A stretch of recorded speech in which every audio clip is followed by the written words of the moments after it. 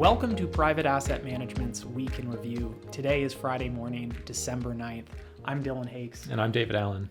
David, we had a bit of a quiet week for economic news. It was a negative week for markets. We did get a couple of reports this morning that the Fed is going to be looking at for their meeting next week. What did we learn this morning?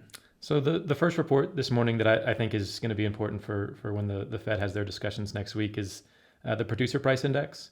The producer price index is important for a lot of reasons, including that it's a good leading indicator of consumer prices. And so, where producer prices go tends to be where consumer prices are going in the future. We have seen consumer price index growth slow pretty considerably, particularly in the second half of this year. In the first half of the year, we were averaging about 1% month over month growth. In the last 3 months now, we've seen 0.3% growth. So we have seen a pretty considerable slowing.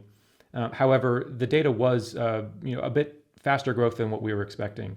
Consensus was for a 0.2% increase. Again, we got that 0.3% increase. So still a bit higher than expectations and faster than what would be implied by a 2% inflation target, which is what the Fed is shooting for. So I think that's one of the bits of information where it does seem like some of these inflationary pressures are a bit stronger than what we would have expected before the data came out.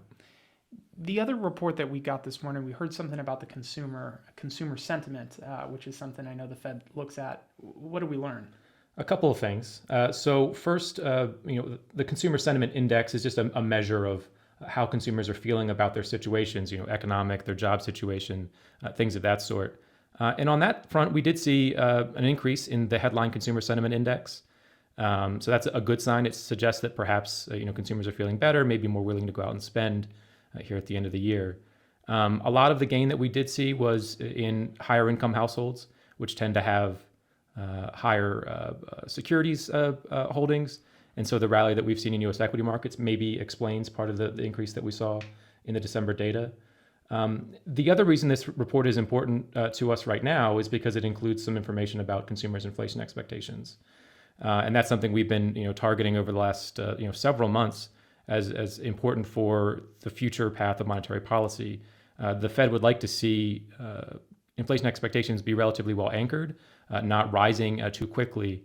And that is what we continue to see here. So over the next 1 year, consumer inflation expectations actually fell from the November data. And then over the next 5 to 10 years, inflation expectations remain, again, well anchored at around 3%. So that's going to be a positive from the Fed's point of view. The other news story that drove markets this week, or the big event, was we heard some news out of China, them reopening their cities. We've talked about in previous weeks them pursuing this policy, this zero COVID policy, in which they lock down large cities. They try to pursue a goal of having zero COVID cases. The rest of the world seems to have moved past this, moved past any sort of COVID lockdowns or quarantines. China's still pursuing this. It's had a big effect on the growth of that country and supply chains. Growth around the world has been affected by this policy. What did we learn this week as far as what might be changing? Well, and also I'd add that those policies are they've been driving some protests in the country, which have been an important touch point here in recent weeks in terms of the risk that might present. So it isn't a big surprise that we've seen the government pull back from its zero COVID policy. The two big changes that were announced this week, one is that now citizens who are testing positive but are asymptomatic or just have a mild case of COVID can quarantine at home versus going to a special facility where they must quarantine. That was what they used to the previous situation they were in. The other is that you no longer need to show proof of a negative COVID test to enter our public space. And so these are two big changes for citizens in the country, and something that just shows that the government is moving along that process of normalizing the environment in the country. We normally think of China reopening as a positive. We've talked in previous weeks how detrimental the lockdowns have been. How do we reconcile a market that is down this week and what is supposed to be big news and positive news for markets in China reopening? How do we reconcile those two things? I think there are a couple ways to think about it. I mean, we've been sort of identifying the reopening in China as a catalyst that could be positive for U.S. supply chains and U.S. businesses. The other thing is to think about as they pull back from this, there is still a pretty significant risk in terms of an increase in cases in the country. We could see, a return to more stringent conditions in terms of the COVID lockdowns in China. I mean, there's the vaccination status of the population is much lower than what we have here in the U.S. And the efficacy of those vaccines is much lower also. They haven't allowed the mRNA vaccines into the country. And so potentially, relaxing these conditions could mean we have an uptick in cases, particularly, around the Lunar New Year next month. The last part of this story that is noteworthy is when we got some of this news regarding China reopening, we did see a pretty sizable move in commodity markets. Can you talk a little bit about that? Right. So, I mean, China is the world's largest consumer of commodities. And so if their economy is going to be reopening and beginning to sort of turn over at a faster pace, that means there's going to be more demand for a lot of the global commodities.